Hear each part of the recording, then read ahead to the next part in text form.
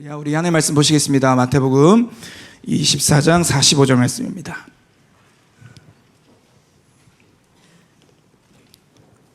마태복음 24장 45절 말씀, 우리 한 절 말씀을 함께 합독하시겠습니다. 같이 읽겠습니다. 시작. 충성되고 지혜 있는 종이 되어 주인에게 그 집 사람들을 맡아 때를 따라 양식을 나눠줄 자가 누구냐. 아멘.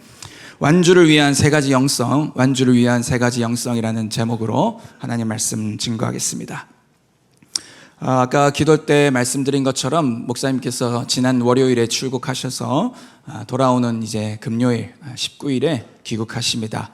감사하게 뉴저지 더크로처치 모든 정기공사와 본당이 다 공사가 완료되어서 이제 공사 마지막 마무리, 또 담임 목사의 눈에 보이는 것들이 있습니다. 그래서 그런 것들 다 체크해 주시고 구비된 것들 또 미비된 것들 다 구비하고 마련하고, 그곳에 또 시스템적인 부분이라도 기도실이 돌아가기 때문에 기도실과 목양과 여러 부분들을 이제 더블 체크차, 저희들이 이제 1차, 2차 풀타임 사역자들은 7월 첫째 주와 둘째 주 두 팀으로 나눠서 이제 휴가를 다녀왔는데요. 우리 목사님께서는 이 휴가 기간조차도 뉴저지 더크로처치 가셔서 이제 사역을 감당하러 가셨습니다. 그래서 성도 여러분들 기억해 주시고 또 함께 기도해 주시면 감사하겠습니다.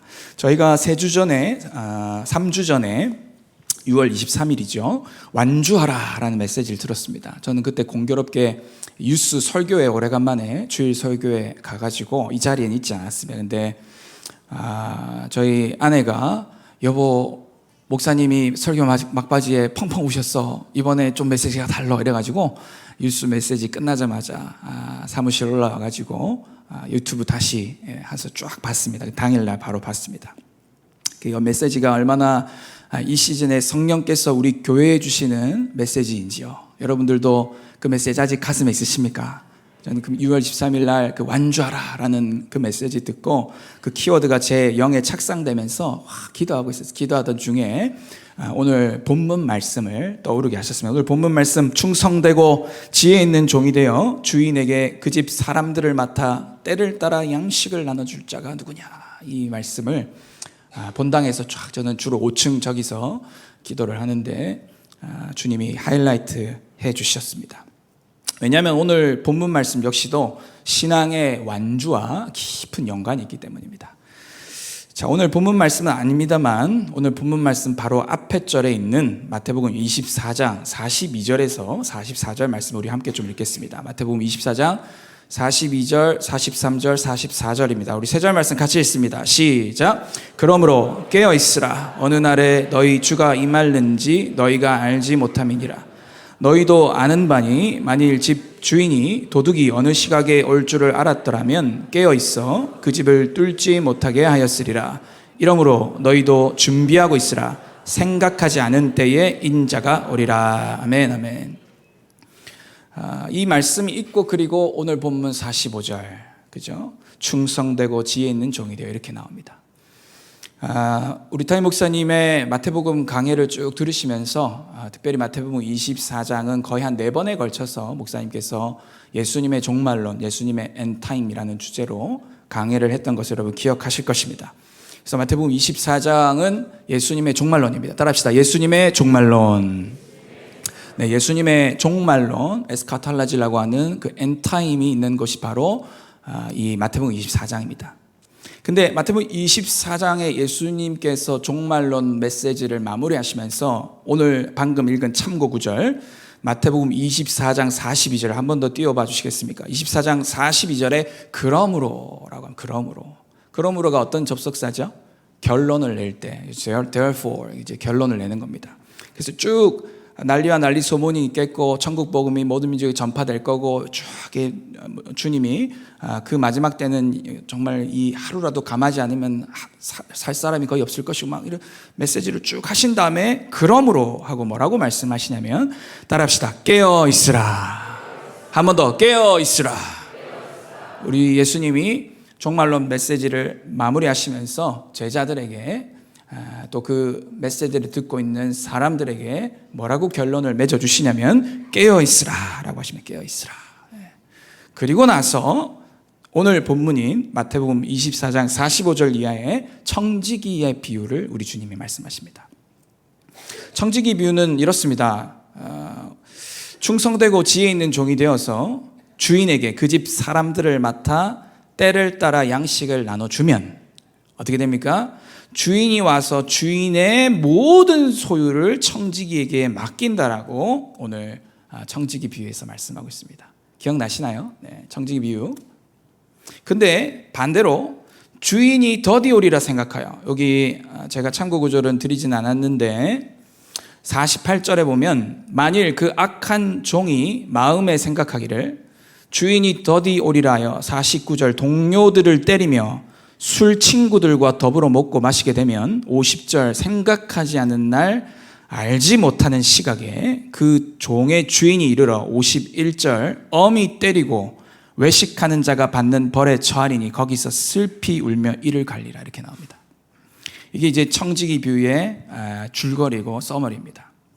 그래서 충성되고 지혜가 있어서 때를 따라 양식을 잘 나눠주고 있으면 주인이 어느 날 와서 잘했다 칭찬하는 정도가 아니고 주인의 모든 소유를 다 그 청지기에게 맡기겠다라고 말하고 있고, 반대로 악한 종이 주인이 더디 올 것이다, 늦게 올 것이다, 한 올 때쯤 되면 열심히 하면 되지 뭐, 지금은 좀 캔세라 세라 좀 즐기다가 뭐 주인이 나한테 모든 정권을 다 위임했으니 주인 돈 내 돈처럼 쓰지 뭐 하고 막 살면서 막 동료들도 때리고 술 친구들과 더불어 먹고 마시고 유흥과 향락에 지내다가 여기 말씀 보니까 생각하지 않은 날 알지 못하는 시각에, 그죠?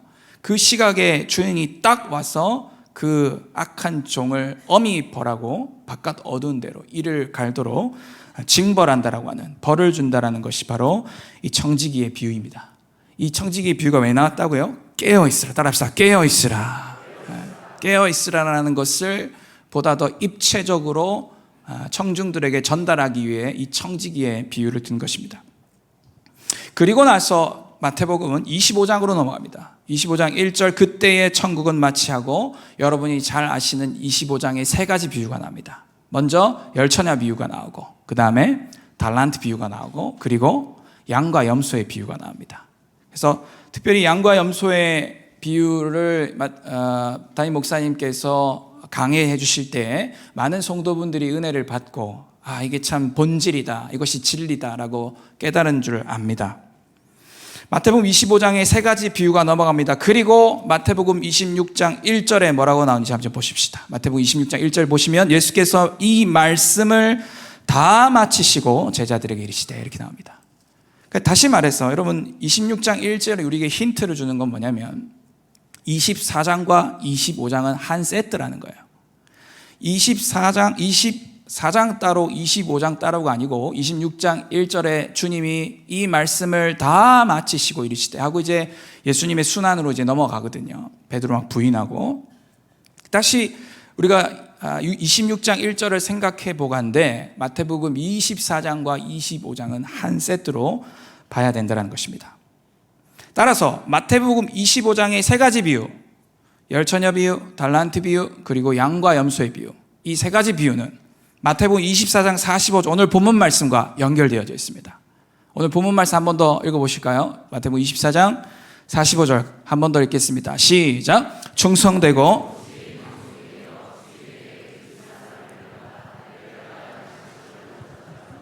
아멘. 충성되고 할 때에 25장에 뭐랑 연결됩니까? 달란트 비유랑 연결되고, 지혜 있고 그거는 뭐랑 연결됩니까? 25장에 열처녀 비유랑 연결되는 거고, 때를 따라 양식을 나눠준다, 이건 뭐랑 연결되어 있습니까? 양과 염소의 비유랑 연결되는 거예요. 이 전체 플로우가 보이십니까? 그래서 성경에서는 중요한 거는 몇 번 반복? 2번 반복. 청지기 비유를 통해 충성되고 지혜 있고 때를 따라 양식을 나눠주는 그 청지기가 얼마나 중요한지를 한 번 말씀하시고, 마태복음 25장에서 충성, 지혜, 때를 따라 양식 나눠주는 것을 세부적으로 쪼개서 세 가지 비유를 던지시는 거예요. 그 말인즉슨 우리 주님이 다시 오실 때, 즉 완주해야 될 시점이 가까울 때에 우리에게 반드시 필요한 영성은 충성이고 지혜이고 그리고 때를 따라 양식을 나눠주는 영성이라는 거예요. 아멘. 이 24장 45절 본문 말씀을 기도 가운데 완주가 착상이 돼서 아버지 완주하기를 원합니다. 끝까지 달려가기를 원합니다. 주님, 앞으로 한국 교계는 한 70대가 은퇴 나이니까 제가 이제 30년 달려가야 되는데 주님, 한 대, 두 대, 세 대 끝까지 달려가게 하소서. 그렇게 막 기도하고 있는데 어떻게 달려가야 될까를 고민하던 중에 이 본문 말씀 하이라이트 해주시는 거예요. 사랑하는 여러분, 끝까지 완주하십시다. 따라합시다. 두 주먹 불끈 쥐고 완주하자. 할렐루야. 완주하시길 축원합니다. 우리가 완주하기 위해 이 세 가지 영성이 필요합니다. 먼저 첫 번째입니다. 우리가 완주하기 위해 충성이 필요합니다. 충성이라고 하는 영성이 필요합니다. 오늘 이 충성이 마태복음 24, 25장에 뭘로 나온다고요? 달란트 비유로 나오는 거예요. 저에게 있어서 충성은 뭐냐? 같은 일을 반복적으로 끝까지 해내는 게 충성인 줄 알았습니다. 저에게 있어서 충성, 같은 일을 반복적으로 지속적으로 해내는 게 충성인 줄 알았습니다. 제가 MBTI가 ISTJ 기질이거든요. 그래서 ISTJ는 같은 일을 반복적으로 하는 게 전혀 힘들지 않은 기질입니다. 그래서 오죽했으면 저희 어머니가 저를 보고는 제가 청소년기 때 티네이저 시절에 야, 너는 육군사관학교 가고 군대에 지나가면 딱 맞겠다.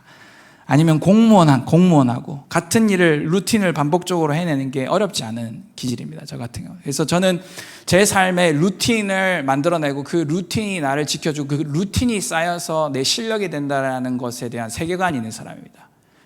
사역자들은 9시 반에 출근해가지고 6시에 퇴근하는 그런 업무 시간을 갖고 있습니다. 그런데 저희 네 자녀 중에 3자녀가 대안학교를 다니기 때문에 대안학교 아이들이 어쩔 땐 예배팀 연습이 있으면 8시 10분까지 데려다 줘야 되고 보통 8시 반쯤에 여기 도착하게 됩니다. 다시 말해 제가 출근 시간이 1시간에서 1시간 20분 정도 일찍 출근하게 되는 셈입니다.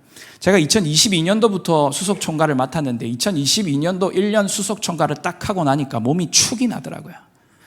영혼육이 피폐해지더라고요. 그래서 안 되겠다 하고 그때 감동받아 시작한 게 운동입니다. 그래서 교회 건너편에 헬스장이 한 3개 정도 있는데 그중에 제일 싼 걸로 골라가지고 어차피 아침에 1시간 20분 일찍 출근하는데 운동해놔야겠다.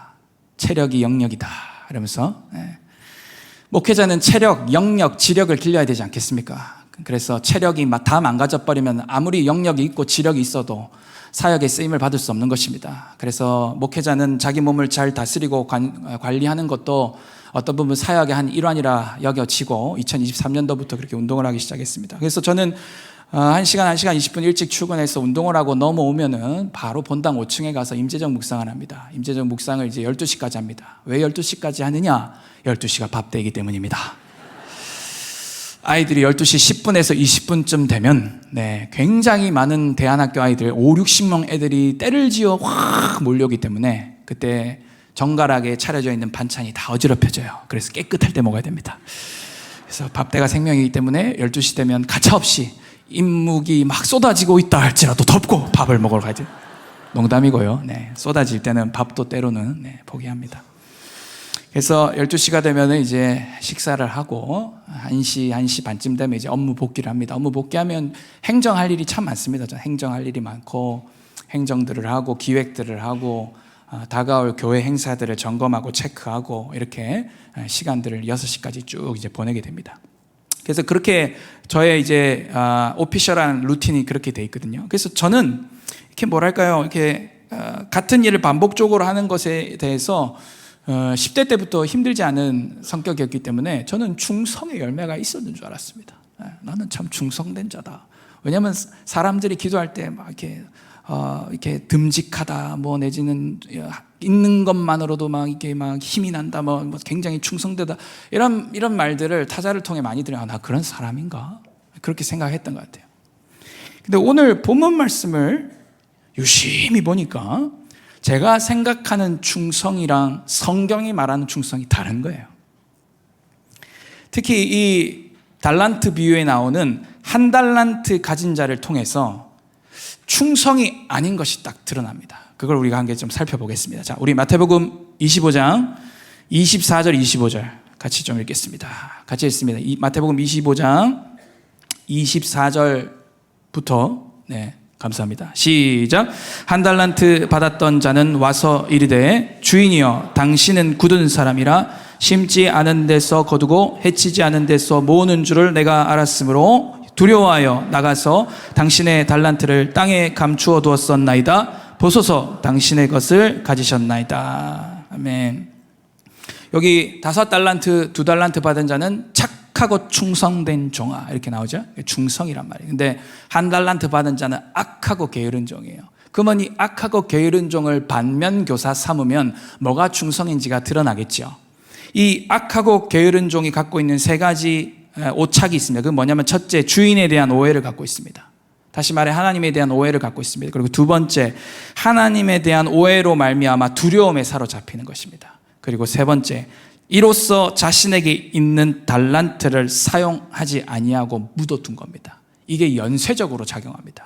하나님에 대해 오해하고 그로 인해 두려워하게 되고 두려움 때문에 달란트를 사용하지 않고 땅에 묻혀둡니다. 이게 연쇄적으로 작용합니다. 이 악하고 게으른 종을 통해 성경이 말하는 충성에 대해서 우리가 알 수 있습니다. 자, 먼저 첫 번째, 하나님에 대한 오해가 걷어져야 됩니다. 저와 여러분들의 영혼육에 충성이라는 영성과 충성이라는 우리 삶의 애티튜드가 탑재되기 위해서는 반드시 하나님에 대한 오해가 걷어져야 됩니다. 오늘 악하고 게으른 종, 마태복음 25장 24절 보시면 당신은 굳은 사람이라 이렇게 이야기합니다. 주인에 대해서 이 사람이 데피니션을 내려버려요.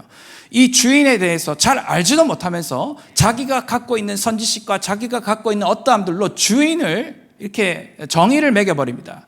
이 악하고 게으른 종이 매긴 주인은 어떤 사람이냐? 굳은 사람이라는 거예요. 심지 않은 데서 뭔가를 찾는 굉장히 나쁜 사람으로 주인을 오해하고 있습니다. 사랑하는 여러분, 우리가 충성이라는 열매를 맺기 위해선 반드시 하나님에 대한 오해가 걷어져야 됩니다. 저와 여러분들이 하나님을 알면 얼마나 알겠습니까? 신학을 하고 MD부를 하고 PhD, 닥터, 미니스터, 목회학 박사를 한다고 해도 하나님을 알겠습니까, 여러분? 우리 주님은 매일매일 새로우신 하나님이십니다.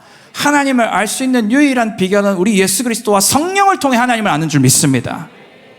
하나님의 자기 계시성을 여러분 들어보셨습니까? 우리가 하나님을 아는 것은 하나님이 자기 자신을 계시해 주셨기 때문에, 드러내어 나타내 주셨기 때문에 우리가 하나님을 아는 것이지, 저 불자들처럼, 저 힌두이즘처럼 진리를 찾아 댕긴다고 하나님을 아는 것이 아닙니다.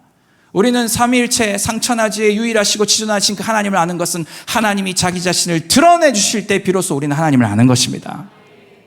근데 우리의 알량한 지식과 우리의 알량한 경험과 우리의 죄성 가운데 하나님 당신은 굳은 사람이요, 하나님 당신은 참 너무한 사람, 너무한 존재이십니다, 이런 식으로 하나님을 정의하기 시작하면 우리 가운데 충성의 열매는커녕 불순종과 불신앙으로 인한 저주들이 임할 수밖에 없는 것입니다.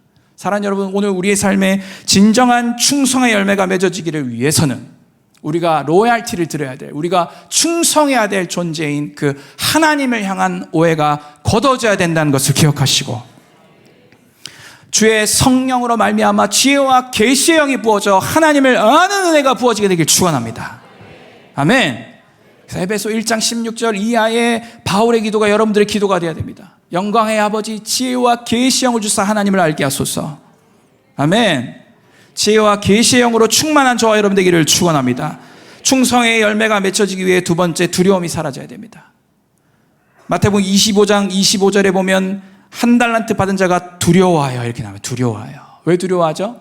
하나님에 대한 오해가 있기 때문에, 주인에 대해 오해하고 있기 때문에 두려워해요. 두려움이 찾아옵니다. 오늘 감사하게 우리 기도코디하는 우리 목사님, 선교사님이 믿음과 두려움에 대해서 말씀해 주셨는데, 여러분 그렇습니다. 두려움은 하나님을 보지 못하고 사람과 환경을 볼 때 찾아오는 영적 반응입니다. 두려움은 하나님을 보지 못하고 사람과 환경과 일랑이는 파도를 보며 오늘 내 안에 일어나는 영적 반응이에요. 어떤 감정 그 이상의 것입니다. 두려움이라는 감정이 있습니다. 하지만 두려움은 분명한 영적인 문제입니다. 우리의 지정의 전 인격에 영향을 주는 영적인 문제가 바로 두려움인 것입니다. 그런데 성경은 뭐라 이야기합니까? 디모데후서 1장 7절 같이 읽어보겠습니다. 디모데후서 1장 7절 시작. 하나님이 우리에게 주신 것은 두려워하는 마음이 아니요 오직 능력과 사랑과 절제하는 마음이니. 아멘. 하나님이 우리에게 주시는 것은 어떤 마음입니까? 능력과 사랑과 절제하는 마음입니다. 하나님은 우리에게 두려워하는 마음을 결코 주시지 아니하는 것을 믿으시고, 여러분 삶 가운데 두려움이 몰려올 때마다 오늘 아까 합심 기도했던 것처럼 두려움 행한 예수 이름으로 떠나갈지어다. 오늘 그렇게 대적하고 하나님 두려움의 영이 떠난 그 자리에 능력과 사랑과 절제를 부어 주시옵소서라고 기도하시는 저와 여러분 되기를 축원합니다. 세 번째, 왜 충성의 열매가 맺어지지 않는가? 자신의 은사를 사용하지 않기 때문입니다. 마태복음 25절 말씀에 보면 한 달란트 받은 악하고 게으른 종이 뭐라고 합니까? 당신의 달란트를 땅에 감추어 두었었나이다. 땅에 감추어 둬버린 거예요. 자기의 은사와 재능을 사용하지 않습니다. 사실 주인은 5달란트, 2달란트, 1달란트를 분배해 줄 때에 그 종들을 갖고 있는 은사와 재능대로 달란트를 준 것입니다. 그래서 마태복음 25장 15절에 보면 각각 그 재능대로 이런 표현이 나옵니다. 주인은 분명 각각 그 재능대로 준 거예요. 5달란트 받은 자는 5달란트를 운용할 수 있는 재능이 있는 것이고 2달란트 받은 자는 2달란트를 운용할 수 있는 역시 은사와 재능이 있고 1달란트 받은 자도 이하 동문인 거예요. 분명 재능이 있기 때문에 이 달란트를 맡긴 것입니다. 사실 1달란트는 결코 적은 금액이 아닙니다. 1달란트는 6,000데나리온입니다. 1달란트가 몇 데나리온이라고요? 6,000데나리온. 여러분이 성경 지식 이미 알고 있다시피 한 데나리온은 하루 노동자의 임금이죠. 품삯이죠. 그죠? 그러면은 6,000데나리온이면은 거의 16년 동안의 품삯에 해당하는 것입니다. 그래서 한 데나리온을 10만 원으로 가정한다고 했을 때 6,000데나리온, 즉 한 달란트는 약 6억이 되는 겁니다. 한 달란트면 결코 작은 돈이 아닙니다. 그죠? 여러분 여기 6억 만져본 분들도 계시겠지만 우리 국민 눈높이와 정서에 봤을 때 6억을 캐시로 만진다 쉽지 않습니다. 큰 돈이에요. 주인이 한 달란트 막 한 달란트 뭐 동전 한 입 이런 거 생각하시면 안 됩니다. 한 달란트는 여러분 16년 동안 그냥 노동자가 16년 동안 휴무 없이 주 7일 휴무 없이 풀로 일했을 때 손에 쥘 수 있는 금액이 한 달란트입니다. 큰 금액을 받은 것입니다. 그런데 이 악하고 게으른 종, 충성하지 않은 악하고 게으른 종이 어떻게 했다고요? 당신은 굳은 사람입니다. 갑자기 그러더니 두려움에 휩싸이더니 주인이 가는 길에 바로 땅에 묻어둬버린 거예요. 자기가 은사가 있는데도 재능이 있는데도 사용하지 않은 거예요. 그 주인이 뭐라 그럽니까? 그래, 네가 나를 그런 사람으로 생각했냐? 내가 만약에 그런 사람이면 차라리 은행에 맡겨다가 이자를 취했지 니한테 맡겼겠냐? 하고 그 있는 것도 빼앗겨갖고 누구한테 줍니까? 10달란트 가진 사람한테. 여러분 이게 하나님 나라의 경제 원칙입니다. 아주 준엄하죠. 사실 두렵고 떨리는 말씀입니다. 여러분들은 반드시 믿으셔야 될 게 뭐가 있냐면 모든 그리스도인은 최소 한 가지 이상의 은사가 있다. 할렐루야. 따라합시다. 나는 최소 한 가지 이상 은사를 갖고 있다. 아멘. 그거 믿으셔야 됩니다, 여러분. 최소 한 가지 이상 하나님 주신 재능이 있고 은사가 있고 달란트가 있어요. 여러분 그거 믿으셔야 됩니다. 근데 이게 언제 발견합니까? 주님 만나야 발견하는 거예요. 그렇지 않습니까? 하나님에 대한 오해가 있고 두려움에 휩싸여 있는데 자기 재능을 발견하기는커녕 그 재능도 못 쓰는 악하고 게으른 종을 보십시오. 근데 청년들 잘 보면 갑자기 막 재능이 뿜뿜 막 터질 때가 있어요. 막 자기의 은사가 막 발현되어지고 얘가 그 아가 맞나 막 이런 가가라면 이제 얘가 그 아이가 맞나 이런 뜻입니다. 얘가 그 사람이 맞나라고 하는 막 뿜뿜 막 터질 때가 있습니다. 그게 언제냐? 주님 만날 때입니다. 그래서 제 모교회 은사 되시는 목사님이 뭐라 그랬냐면 남자는 은혜를 받으면 리더십이 생기고 여자는 은혜를 받으면 이뻐진다 이랬습니다. 은혜를 받으면 남자나 여자나 그 안에 있는 리더십들과 은사들이 막 나타나기 시작하는 거예요. 하나님을 만나지 못하면 하나님을 만나지 못했다는 것은 주님 안에서 내가 누구인지를 모른다라는 말이거든요. 내가 주님을 만났다는 것은 예수 안에서 내가 어떤 존재인지 아이덴티티 부분이 해결되어졌다는 부분이거든요. 그러면 내가 주님 안에서 누구인지를 알았다면 자연스럽게 성령께서는 내 안에 있는 재능과 은사들을 가르쳐 주십니다. 그리고 그것이 공동체 안에서 반드시 드러나게 되어 있습니다. 리더십으로 발현되어지게 되어 있습니다. 이 사람이 이런 것도에 심지어 본인 스스로도 깜짝 놀랍니다. 특히 청년들 보면 캠퍼스에서는 굉장히 찐따 모드인데 교회에 오면 굉장한 리더십의 역할들을 감당. 그게 왜 그렇겠습니까? 은혜를 받고 예수 안에서 내가 누구인지를 알 때 교회 안에서 비로소 학교에서는 찐따였고 학교에서는 더 공부 잘하는 사람, 더 가정 배경이 좋은 사람, 더 뛰어난 사람들이 많아서 그냥 풀이 주고 있다가 교회에서 은혜 받고 간사님들이, 전도사님들이, 사역자님들이 잘한다 해주고 그 안에 있는 정체성들이 깨어나서 일들을 맡기 시작하고 소그룹의 리더들, 셀 리더들이 되기 시작하니까 그 안에 있는 은사와 재능들이 막 개발되고 발현되기 시작하는 거예요. 사랑하는 우리 안에 최소 한 가지 은사가 있는 것을 믿으시길 축원하고 그 은사와 재능을 땅에 묵혀두지 아니하고 반드시 10분 활용하는 저와 여러분 되기를 축원합니다. 아멘. 1호 보건대 충성은 하나님을 바르게 알고 믿음으로 살아가면서 열매 내는 것이 충성입니다. 제가 생각하고 있는 인본주의적 충성 개념, 같은 일을 반복적으로 끝까지 해내는 게 충성이 아닐까? 아니더라고요. 그거 아니더라고요. 같은 일을 반복적으로 지속적으로 해내는 컴퓨터도 AI가 더 잘하고 로봇가 더 잘하고 하나님은 그거 원하시지 않고 우리 하나님은 성령으로 말미암아 충성의 열매를 우리 가운데 맺어주기를 원하시는데 성경이 말하는 충성은 뭐냐? 하나님을 바로 알고 믿음으로 살아가면서 열매 내는 것이 충성인 것입니다. 오늘 이렇게 충성에 대해서 우리가 다시 재정의를 내렸을 때 저와 여러분들의 삶 가운데 충성이 있는가? 되묻지 않을 수 없죠. 나는 진짜 내가 하나님을 바르게 알고 있는가? 나는 믿음으로 살고 있는가? 그리고 내 삶에는 은사를 10분 활용하러 말미암아 열매 맺는 삶을 살고 있는가? 나는 컨트리뷰터가 되고 있는가? 나는 기여자가 되고 있는가? 아니면 나는 그냥 루틴만 해내는 로봇과 다름없는 현상 유지 정도 하고 있는 그런 사람인가? 이런 의미에서 기독교 신앙은 우리에게 진취적인 삶의 어떠함을 가져다 줍니다. 진정으로 기독교 신앙이 탑재되고 진정으로 복음이 복음될 때 우리의 삶의 영성 가운데, 애티튜드 가운데 진취적이고 전진하는 어떠함들이 생겨날 수밖에 없는 이유는 바로 이러한 부분 때문입니다. 사랑하는 여러분, 오늘 우리 가운데 충성의 열매가 맺어지기를 축원합니다. 하나님을 바로 아시기를 축원합니다. 두려움이 떠나가게 되기를 축원합니다. 믿음으로 살아가시며 재능과 은사를 10분 활용하여 반드시 열매 맺는 저와 여러분 되기를 축원합니다. 두 번째, 완주하기 위한 두 번째 영성은 바로 지혜입니다. 지혜. 성경에서 이 오늘 본문 컨텍스트 안에서 지혜는 바로 25장의 열처녀 비유를 통해 드러납니다. 예수님이 이 열처녀 비유를 통해서 지혜가 무엇인지, 슬기로운 처녀 5명과 미련한 처녀 5명이 나옵니다.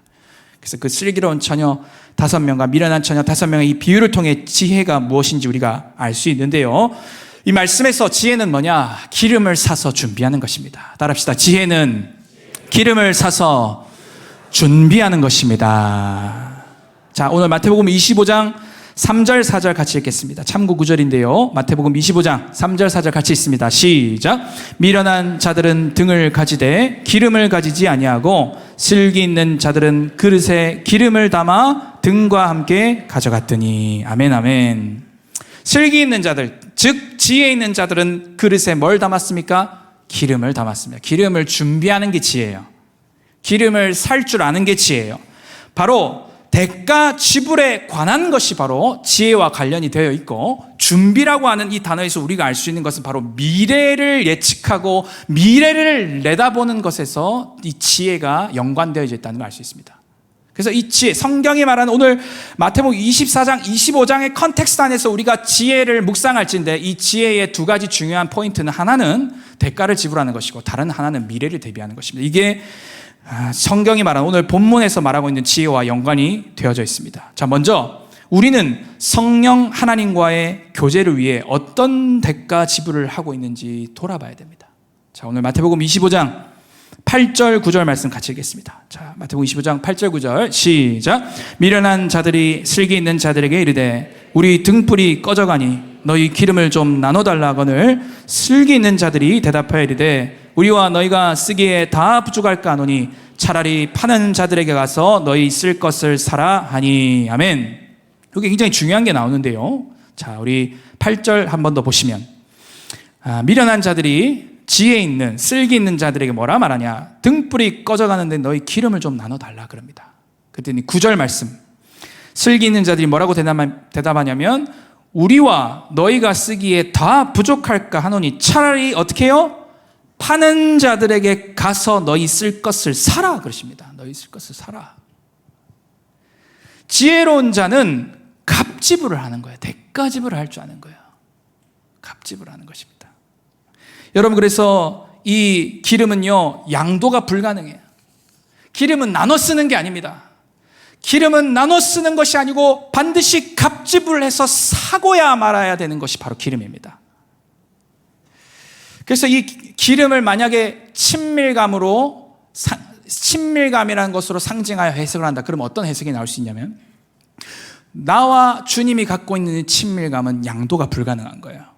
여러분 각자가 갖고 있는 그 기름 부으심, 그 친밀감은 양도가 불가능한 거예요. 주님과 나와 사귄 그 사귐을 어떻게 타자에게 나눠줄 수 있겠습니까? 주님과 나만의 로맨스를 어떻게 타자가 그것을 취할 수가 있겠습니까? 내 간증은 내 간증인 거예요. 할렐루야. My testimony예요. 나의 간증은 다른 사람이 컨트롤 C, 컨트롤 V에서 복붙할 수 없는 거예요. 내 간증은 내 간증입니다. 아멘? 그리고 그 기름 부음을 권위로도 해석할 수 있습니다. 그죠? 그래서 왕, 선지자, 제사장이 기름 부음을 받았는데 권위를 얻는 것이지 않습니까? 그러면 이 기름 부음을 권위로도 해석할 때는 어떻게 되면 권위를 나눌 수가 없는, 주님이 나에게 주신 권위, 그거를 위임은 할 수 있겠지만 담임 목사님으로부터 위임을 받아 주일 2부 설교를 하고 있습니다. 생각보다 빨리 돌아오긴 했는데 위임 받아서 하고 있습니다. 근데 담임 목사님의 기름 부음을 제가 넘어설 수가 없는 거예요. 나눠줄 수가 없는, 그것은 갑집을 하고 주어지는 것인 것입니다. 여러분 이해되십니까? 여러분 지혜가 뭐냐? 대가집을 할 줄 아는 거예요. 그죠? 대가집을 할 줄 아는 거예요. 그래서 정말 지혜 있는 사업가들은 지금 당장 뭔가 손해보는 것 같은 배팅을 거는 것 같은, 주변에서는 그래서 굉장히 신중 안정형 아내들이 여보 그거 다 털어넣으면 우리 빈털털이 되는 거 아니에요? 부터 시작해서 하는데 지혜가 있는 남편들은 걱정하지 마. 이거 딱 내오면은 3배, 4배, 5배, 100배로 돌아올 거야. 이게 왜 그러냐? 안목이 있기 때문에, 지혜가 있기 때문에, 삶의 경험과 그런 것들이 있기 때문에. 그러다가 간혹 아내의 말이 이길 때가 있죠. 그죠? 내가 뭐라 그랬어. 그럼 이제 회개의 길로 들어가는 거지.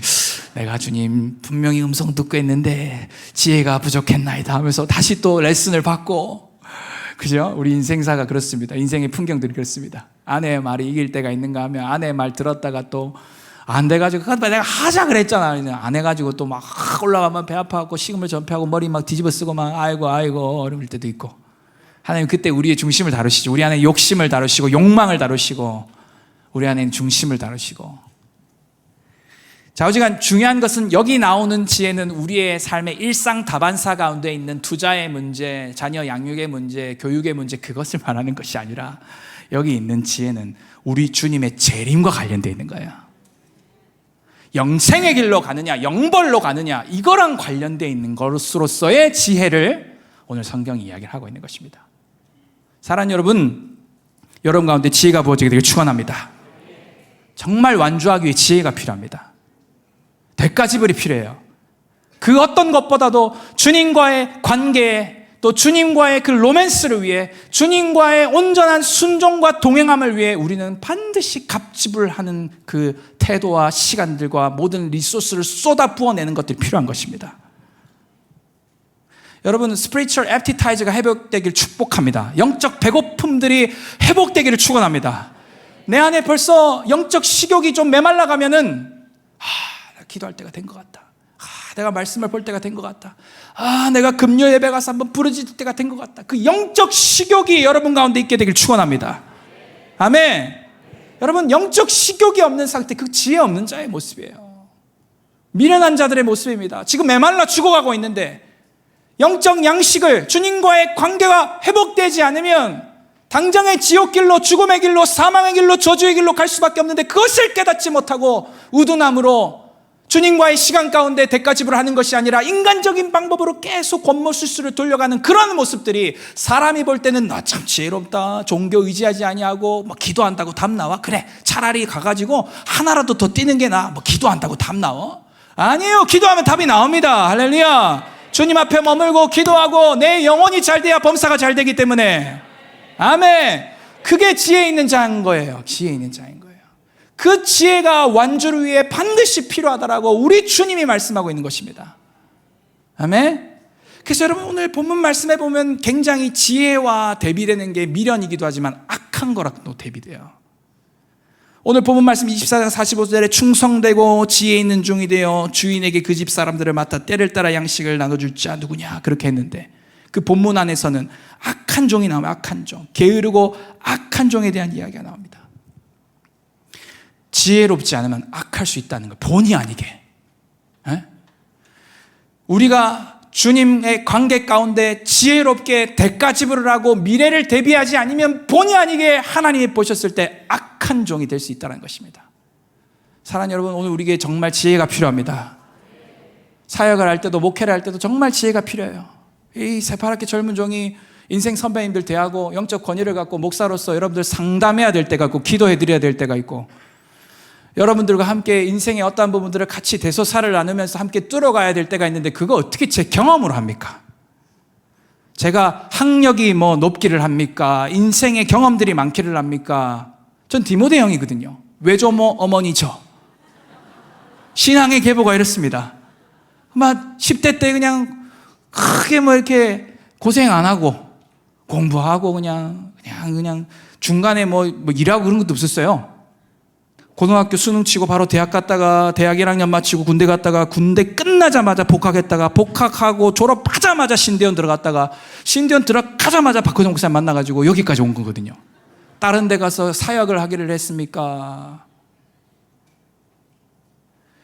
제가 무슨 수로 목회를 합니까? 제가 무슨 수로 여러분들을 섬깁니까? 지혜인 거예요. 그때 주시는 성령께서 주시는 지혜로 감당하는 거예요. 제가 무슨 수로 아빠의 역할을 감당합니까? 제가 무슨 수로 남편의 역할을 감당합니까? 저는 아빠 처음 돼봤고 남편도 처음 돼봤습니다. 무슨 수로 감당합니까? 지혜인 거예요. 내 경험 의지하면 안 되는 거예요. 그게 악할 수 있다니까요. 그걸 여러분 기억하셔야 돼요. 그게 본의 아니게 악한 걸 수 있다는 거예요. 여러분, 이 방 안에 남편들 계시고 아내들 계신데 여러분 무슨 수로 아빠 역할을 합니까? 무슨 수로 남편 역할을 합니까? 지혜 필요하지 않으십니까? 젊은 부부들 3040 화이팅! 3040들 지혜 필요하지 않습니까? 왜 근데 후회 주시는 그분에게 안 구하냐 이거야. 나와서 부르짖고 기도하고 주님 지혜 주십시오. 지혜가 떨어질 때까지 머무르고 대가지불하고 갑지불을 오늘 그 야성이 회복돼야 되는 것입니다. 육아 무슨 수로 합니까? 무슨 지혜로 합니까? 주변에 부모님 계시면 육아가 수월한 것입니까? 그러면 육아가 잘 되는 것입니까? 아니죠. 지혜가 필요한 것입니다. 그 아이를 돌보고 아이를 무슨 수로 내가 무슨 수로 양육, 처음 엄마가 돼버렸는데 어떻게 합니까? 체력도 딸리고 밤마다 찡찡거리고 울고 무슨 수로 육아를 하냐 말이에요. 지혜가 필요한 거예요. 무슨 수로 사업합니까? 미국 경시 정말 어렵다 그러더라고. 막 된장 하나가 막 2, 3만 원 한다 그러고 막 담임 목사님 미국 갔다 와서 너무 물가가 많이 올랐다고.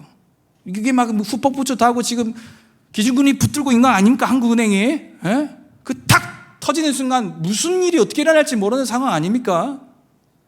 무슨 이렇게 어려운 시대에 무슨 수로 사업을 합니까? 지혜가 필요한 것입니다. 아멘.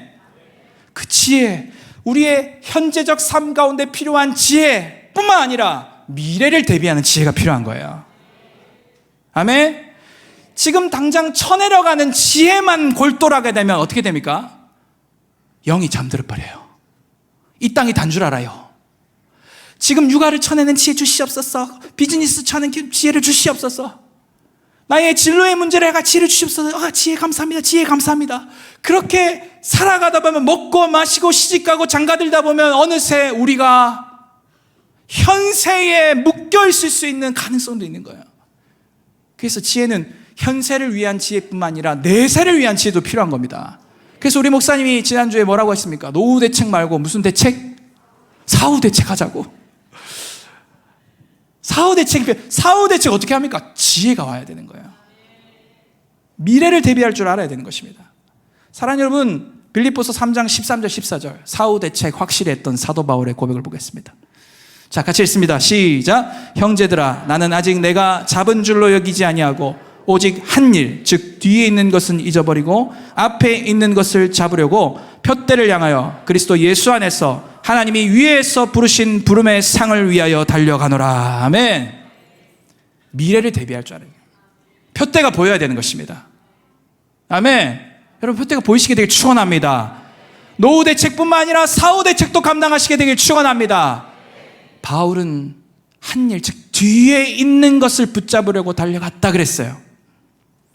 제가 5월, 6월 통과하면서 어떤 목사님과 교제할 때 그런 말을 했습니다. 형님, 제가 이 시즌을 통과하면서 하나 깨달은 게 있는데요. 그게 뭐냐면 제 안에 천국에서 받을 상급에 대한 소망이 없으면 나는 변질된 자구나. 그런 깨달음 자꾸 주십니다. 그런 고백을 한 적이 있습니다.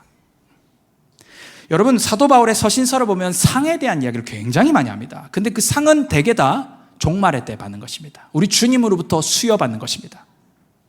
그럼 이게 그냥 신화나 메타포나 비유나 힘든 1세기 기독교인으로 살아가기 얼마나 힘듭니까? 그러한 사람들에게 그냥 위로하는 정도의 그런 말이 아닐 거 아닙니까? 분명히 받기 때문에 하는 말 아니겠습니까?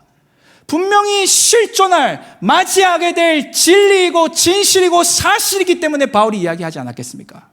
그게 뭐예요? 상급이라는 거예요. 믿음의 경주를 마치겠다는 거예요. 푯대를 향해 가겠다는 거예요. 난 반드시 상을 받겠다는 거예요. 면류관, 의의 면류관이 예비되어져 있다고 사도 바울은 이야기하는 것입니다. 그게 보이는가? 라고 제가 스스로 질문해 보는 거예요. 기도할 때도 질문하고, 장례 예배 섬길 때도 질문하고. 최근에 저희 외할머니께서 100세에 소천하셨습니다. 제 신앙이 외조모 어머니 전데 저희 외할머니가 전라남도 광양 옥곡 분이신데 40대인가 30대인가 신병이 걸리셔가지고 주변에서 다 신병 걸렸으니 무병이 걸렸으니 신내림굿 받아야 된다, 무당돼야 된다 그랬답니다. 근데 우리 외할머니께서 죽어도 싫은 거예요. 그래가지고 우리 옥곡 진상면에 있는 진상교회 그냥 들어가셨는데 교회에 들어갔는데 귀신이 떠나간 거예요. 할렐루야. 그리고 그 길로 예수 그리스도 만나시고 40년을 스트레이트로 새벽 제단을 쌓으시며 5남매를 낳으셨거든요. 우리 큰 외삼촌 그리고 딸 넷. 저희 어머니가 말째입니다. 큰 외삼촌은 돌아가셨고 우리 이모 세 분이 계신데 이모 세 분이 아직 예수님 안 믿습니다. 저희 어머니만 예수님 믿습니다. 그런 와중에 이제 제가 8살 때부터 교회를 다녔고 주님과 상관없는 교회만 다녔지 썬데이 크리스찬이고 악한 범죄 10대들이 할 수 있는 범죄들 물론 뭐 여러분이 생각하는 극악의 범죄까지는 아니지만 우리 주님 보셨을 때 가증스러운 회칠한 무덤과 같은 10대의 삶을 살다가 18살에 주님 만났습니다. 그래서 부산에 어머니 연락이 오셔가지고 아들아 네가 할머니 발인 예배를 좀 지내줬으면 좋겠다. 그러셔가지고 예 어머니 내려가겠습니다 하고 제 동생이랑 발인 예배 집례차 이제 부산에 내려갔습니다. 그 부산에 내려가면서 동생이랑 대화한 게 뭐냐면 저희 5남매죠. 외가 5남매인데 저희 외삼촌이랑 이모들의 자녀들이 낳은 손주들이 있을 거 아닙니까? 그지? 근데 그 손주들 숫자를 합친 숫자보다 저랑 제 동생이 낳은 숫자가 더 많은 거예요. 저는 넷, 제 동생은 하나 낳았고 지금 뱃속에 하나 더 있고 6명. 예. 저희 어머니는 6명의 손주를 거느리고 있는 할머니. 근데 뭐 우리 둘째 이모 하나, 그다음에 우리 셋째 이모도 하나, 그다음에 이렇게 그렇죠. 둘째 이모 큰 이모는 하나, 둘인가? 예. 셋인가? 하나, 둘. 좌우지간 작다 해. 6명보단 작다 해. 예. 큰애 삼촌 자녀분 2분 계신데 아직 자녀 없으시고 제가 발인 예배 때 여기 계신 우리 외숙모, 이모부들 예수 믿어야 생육하고 번성합니다. 손주 보고 싶으면 예수님 믿으셔야 됩니다. 제가 그랬어요. 발인 예배 때. 우리 김홍남 권사님, 우리 외할머니가 바라시는 게 뭐겠냐고. 여기 있는 우리 이모, 부형들이 다 예수 믿고 천국 가고 이 땅에서 생육하고 정복하고 다시는 거 아니겠냐고. 우리 보라고, 우리 6명이라고. 예수 믿으면 아무튼 그게 그렇게 또 쓰이더라고요. 그래서 동생이랑 같이 부산 갔다가 서울 올라올 때, 야 영서야, 내가 보니까 한국 저출산 문제 영적 문제다. 그런 대화를 했어요. 뭐 이렇게 그런 말들 하잖아요. 내놓으면 영국처럼 집을 하나 주면 애를 팍팍 낳지 않을까, 막 그런 생각들 하지 않습니까? 에? 영국에 여러분 애 내놓으면 집 주는 거 아십니까? 그래서 영국에 있는 한인 목회자분들은 다 4명입니다. 다 넷이에요. 알고 봤더니 내놓으면 집을 주신다네. 근데 집 준다고 애 놓을까요, 여러분? 돈 막 팡팡 쏟아준다고. 여러분, 대한민국 정부가 출산 장려를 위해서 돈 안 썼습니까? 돈 썼지 않습니까? 근데 결론 뚜껑 열어보니까 완전 저출산율. 2050년에는 대한민국이 사라질지도 모른다. 이런 미래학자들의 예측도 나올 정도입니다. 그래서 저는 장례식 딱 섬기고 올라오는데, 야, 저출산 문제, 영적 문제구나. 이건 교회만이 돌파할 수 있는 문제구나. 할렐루야. 그러니까 나아라가 아니고, 그제? 그 영 안에 생명이 들어오고 가족에 대한 소중함과 하나를 놓든 둘을 놓든 그 자녀를 양육하는 것에 대한 의미가 기독교적으로, 진리적으로, 말씀적으로 부여되기 시작할 때 3040들이 놓지 않겠냐는 거예요. 근데 그 진리가 비틀어져 있으니까 놓을 수가 없는 거예요. 한 해 들면은 강남에서는 6억 든다 카더라, 애를 우째 둘 셋 넣노, 너는 나중에 바가지 차는 거 아이가, 이런 것들을 이모들이 하는 거지. 이제 우리 믿음 없는 이모들이 네 양재동 사는데 어째 그 강남에서 애를 넷이나 키울 생각을 하고 있노, 막 이러는 거지. 이모들이 걱정돼가지고. 주님이 키웁니다 말이지. 이제. 사랑하는 여러분, 여러분들이 미래를 대비할 수 있게 되길 축원하는데, 특별히 사도 바울이 갖고 있던 그 표대를 향한 믿음이 있게 되길 축원합니다. 아멘. 어쩌다 이런 얘기가. 제 삶이 이렇게, 그죠? 네, 이렇게 그렇다고. 네. 여러분, 정말 우리의 삶 가운데 지혜가 필요합니다. 아멘. 그 지혜가 정말 후히 주시고 꾸짖지 아니하시고 막 넘쳐주시는 그 하나님이 주시는 지혜가 저와 여러분 가운데 부어지기를 축원합니다. 끝으로 때를 따라 양식을 나눠주는 그 영성이 필요합니다. 충성되고 지혜 있는 종이 되어 주인에게 그 집 사람들을 맡아 때를 따라 양식을 나눠줄 자가 누구냐. 이 때를 따라 양식을 나눠주는 것에 대해서 예수님 무슨 비유를 드시냐면 양과 염소의 비유를 드십니다. 그죠? 양과 염소의 비유. 요거는 우리 목사님이 불과 몇 달 전에 강의하신 거라 굉장히 제가 좋습니다. 여러분 선 이해들이 있기 때문에. 그래서 짧게 퀵하게 하고 기도할 건데요. 자, 양으로 비유된 자들과 염소로 비유된 자들이 공통적으로 하는 질문이 있습니다. 그게 뭐냐면 우리가 언제 그랬습니까? 입니다. 자, 우리 25장 37절에서 40절 같이 읽겠습니다. 마태복음 25장 37, 40절 같이 읽습니다. 시작. 이에 의인들이 대답하여 이르되 주여 우리가 어느 때에 주께서 줄이신 것을 보고 음식을 대접하였으며 목마르신 것을 보고 마시게 하였나이까? 어느 때에 나그네 되신 것을 보고 영접하였으며 헐벗으신 것을 보고 옷 입혔나이까? 어느 때에 병드신 것이나 옥에 갇히신 것을 보고 가서 배웠나이까 하리니 임금이 대답하여 이르시되 내가 진실로 너에게 이르노니 너희가 여기 내 형제 중에 지극히 작은 자 하나에게 한 것이 곧 내게 한 것이니라 하시고. 아멘, 아멘. 이 질문을, 이 말을 양의 편에 서 있는 자나 염소의 편에 있는 자나 다 똑같이 합니다. 여기 37절에 40절에 어느 때가 몇 번 나오는지 아시면 3번이나 나옵니다. 어느 때에, 어느 때에, 어느 때에. 주님 우리가 언제 그랬습니까? 주님 우리가 언제 그랬습니까? 근데 우리 예수님은 뭐라고 말씀하십니까? 작은 소자에게 한 것이 곧 나에게 한 것이다. 그렇게 말씀하십니다. 여러분 우리가 완주를 위해 반드시 필요한 영성이 뭐냐면 때를 따라 양식을 나눠주는 거예요. 때를 따라 양식을 나눠주는 거예요. 여러분 우리 인생에 작은 소자를 만날 때가 있습니다. 만날 때가. 우리 인생에 작은 자가 항상 있지 않습니다. 여러분 삶을 돌아보십시오. 특히 이 방의 셀리더 목자들 아마 충분히 공감하실 텐데, 여러분들이 섬겨야 되고 에너지가 많이 쓰이는 그 사람을 만날 때가 있는데 그 사람을 막 천년 만년 같이 데리고 있습니까? 때가 있지 않던가요? 어느 때에 굉장히 힘들고 언어도 다르고 내가 A를 말하고 있는데 B로 알아듣고 으잉? 내가 알고 있는 상식이랑 저 사람이 알고 있는 상식이 좀 다른 거예요. 으잉? 근데 세론이라는 거예요. 섬겨야 되는 거예요. 으잉? 섬기면서 막 씨름이 되지 않습니까? 그죠? 예수님이 나를 한번 복음으로 시작했다가 울그락 하면서 주님을 만나고 다시 또 엎작 엎드려지고 또 화가 났다가 막 마을 목자한테 하소연했다가 다시 자리로 돌아와서 또 품으려고 하고, 그게 이제 셀 리더들 가운데 있는 씨름 아닙니까? 그 작은 소자를 품고 영접하기 위한 씨름들이요. 맞습니까? 그게 성도들에게 다 있는 라이프죠. 그거 없는 성도는 사실 점검해 봐야 돼요. 셀리더건 목자거든 간에 작은 소자를 주님 대하듯 하는 그 씨름이 없다면, 이거 지금 셀리더들 목자들한테만 말한 거 아니지 않습니까? 양과 염소의 비유에 자 DCC 셀리더 목자들 잘 들어 이러면서 니들이 작은 소자에게 안 한 거는 그런겨? 이러면서 리더들한테만 국한돼서 말한 게 아니고 모든 하나님의 백성들에게 지금 주어지는 비유 아닙니까? 근데 그 작은 소자를 만날 때가 있다는 거예요. 그래서 그 때를 따라 양식을 나눠주는 것이 완주를 위한 중요한 영성 중에 하나라는 것입니다. 여러분의 신앙의 계절 가운데 하나님이 작은 자를 보내주실 때가 있습니다. 어떤 사람이 그런 사람들을 품어내는지 아십니까? 하나님이 보내셨다. 그 믿음과 여호와를 경외함이 있는 사람이 작은 소자를 영접합니다.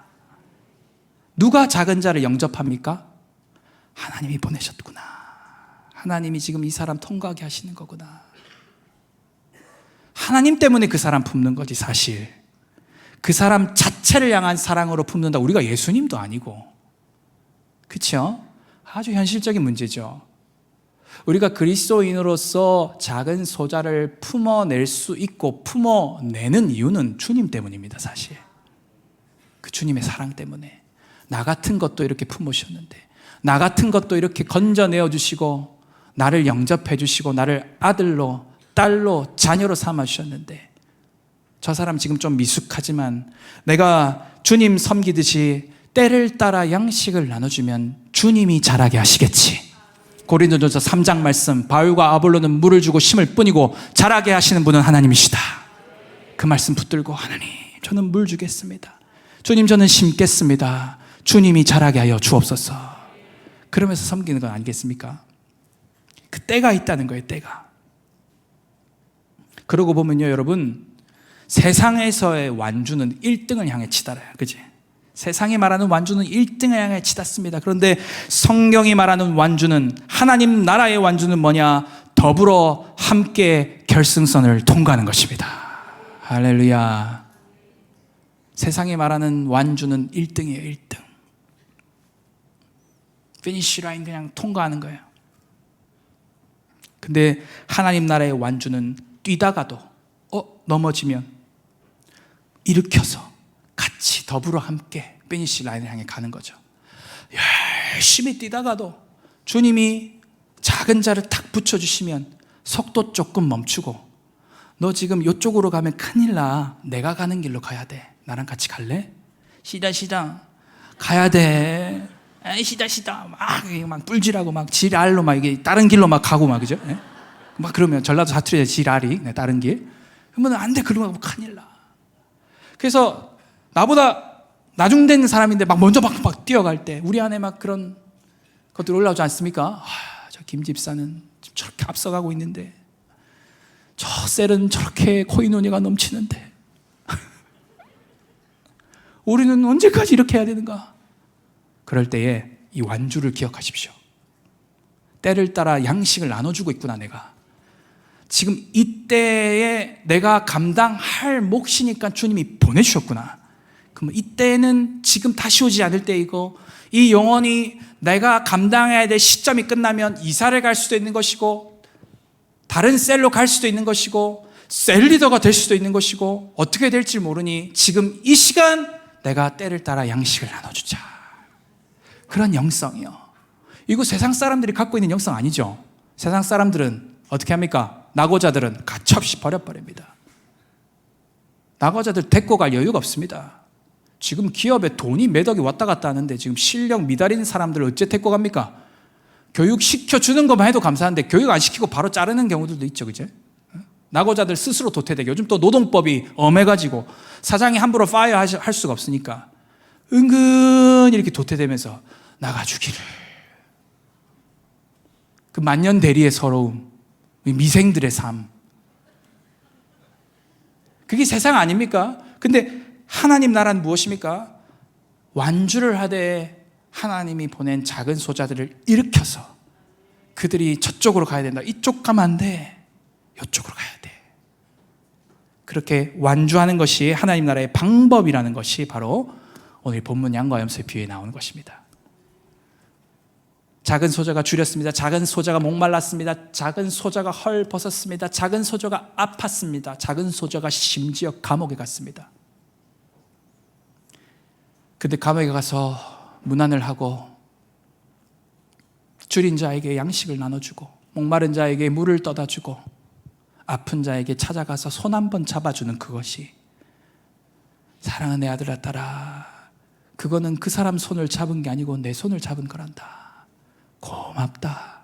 참 착하고 충성된다. 너는 나와 함께 양의 편에 서서 내 나라를 상속받으라. 여러분 비유에 그게 나와요. 엥? 나라요? 사랑하는 여러분, 하나님이 저와 여러분들에게 주길 원하시는 것은 하나님의 나라입니다.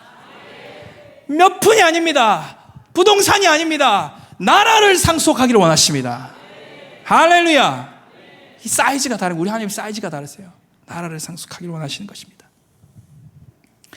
여러분, 뇌 신경 심리학자인 이안 로버트슨이라는 사람은 뭐라고 말했냐면, 권력을 쥐면 사람의 뇌가 바뀝니다. 도파민과 테스토스테론이 분출되는데 이로 인해 공감 능력이 약화되고 목표 달성이나 자기 만족에만 집중하게 됩니다. 제가 이걸 신문 기사에서 찾고 책 샀지 않습니까? 책 사가지고 읽었습니다. 그렇구나. 권력을 잡으면 사람 뇌가 바뀌는구나. 영적인 부분뿐만 아니라 생물학적인 부분도 있는 거구나. 그걸 알고 싶었습니다. 권력을 쥐면 사람 뇌가 바뀐다는 거예요. 다시 말해 공감 능력이 떨어진다는 거예요. 내가 우월하다라는 하이라키적인 사고, 위계적인 사고 속에서 타자의 처지를 공감할 마음도 능력도 없는 거예요. 내가 권력을 쥐고 있으면, 내가 힘이 있으면, 사회적 지위가 있고 돈이 있고 사회적 명성이 있고 교회에서 위치가 있고 그 권력에 취해서 주님의 십자가의 길, 작은 소자에게 한 것이 나에게 한 것이라고 하는 그 영성 없이 그냥 인간이 되어지고 육체가 되어지고 플래시가 되어지고 육체 덩어리가 되어지면 어떻게 된다는 거예요? 공감 능력이 저하된다는 거예요. 때를 따라 양식을 나눠주는 자는 여러분 주인이 아니라 청직이라는 것을 기억하시길 축원합니다. 때를 따라 양식을 나눠주는 것은 주인이 아니고 청직이에요.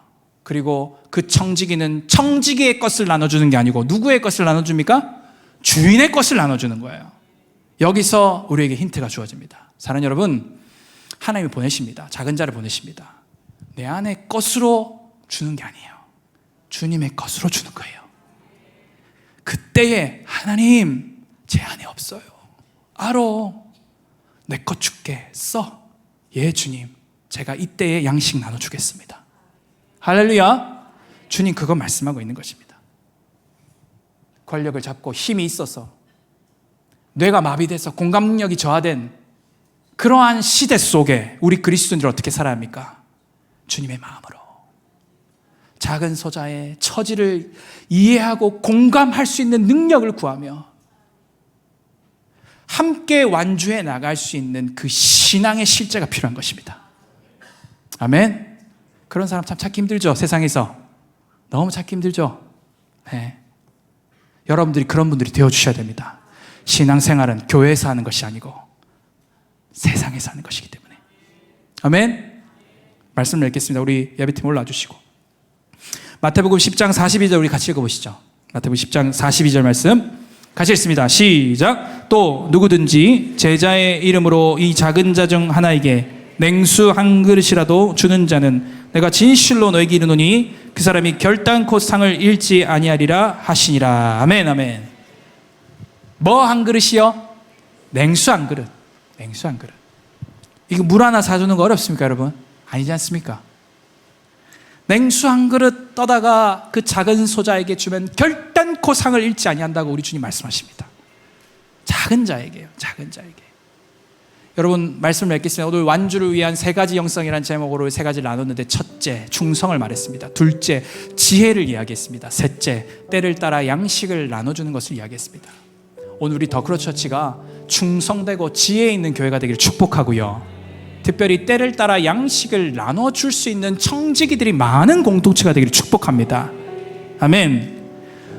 우리 외부에는 기도와 예배로 영성 운동하고 성령 운동하고 은사 운동하는 그런 교회로 외부에서 많이 알려져 있거든요. 근데 우리 내부에 들어오니까 어떻습니까?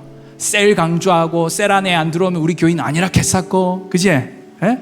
셀에 어쨌든 그 안에서 부비고 막 한 달에 한번 교회를 나오지 말래. 현장 예배 처치스데이를 하래. 집에서 예배를 드리라는 거야. 나는 박호정 목사님 설교 듣고 싶은데 우리 셀리도 설교 들어야 되고, 그게 코이노니아래, 그게 예배고, 그게 1세기 교회 회복의 일환으로서 우리가 이러한 거룩한 홀리 익스페리먼트를, 거룩한 실험을 하고 있다는 거야. 여러분 밖에서 볼 때랑 안에서 우리 교회를 볼 때랑 다르지 않습니까? 그지? 이 다른 모습 속에 완주라는 키워드가 우리 가운데 던져졌습니다. 여러분 정말 완주하게 되기를 축원합니다. 끝까지 거룩함으로 깨끗함으로, 때로는 넘어지고 자빠진다 할지라도 주님의 힘으로 끝까지 이기는 저희들이 되기를 축원합니다. 그것을 위해 충성이 필요합니다. 그것을 위해 지혜가 필요합니다. 그것을 위해 때를 따라 양식을 나눠주는 사랑이 필요합니다. 여러분 오늘 이것이 여러분한테 부어지기를 축원합니다. 이것이 막 자라나가게 되기를 축원합니다. 막 이것을 경작시키고 컬티베이팅 시키고 이것을 다시 디벨롭하는 일들이 오늘 우리 속에 일어나기를 축원합니다. 내 안에 이것들이 결여돼 있었구나, 이 나사가 하나 빠졌구나. 오늘 기도하다가 나사 주워가지고 집어넣고, 내 안에 지혜가 부족했구나, 지혜가 이렇게 중요한데 내가 기도를 안 했구나. 내가 기도하는 내용이 주로 뭐였지? 지혜 안 구했네. 지혜 이제 구하십시오. 할렐루야. 때를 따라 지금 나한테 와 있는 작은 소자는 누구일까? 지금 내가 양식을 나눠줄 때가 아닐까? 한 번 더 환기하면서 리프레시하면서 내가 지금 누군가에게 냉수 한 그릇을 줘야 되는가? 내가 누군가에게 주인의 것으로 그 사람에게 줘야 되는가? 내 것이 아니거든요. 오늘 이 영성이, 이 세 가지 영성이 저와 여러분들의 10년 가운데 이렇게 부어지시는 은혜가 오늘 이 예배 기도 시간 가운데 부어지시기를 축원합니다. 기도하겠습니다. 우리 다 함께 자리에서 일어나셔서 함께 합심해서 기도할 텐데, 여러분 시간 기도할 때에 주여 청하시고 기도할 때에 하나님 완주하게 하여 주옵소서. 변질되지 않게 하여 주옵소서. 끝까지 거룩함으로 순결함으로 끝까지 이기는 우리 성도들 되어지게 해달라고 이 시간 주여 청하시고 합심하여 기도하며 나가시겠습니다.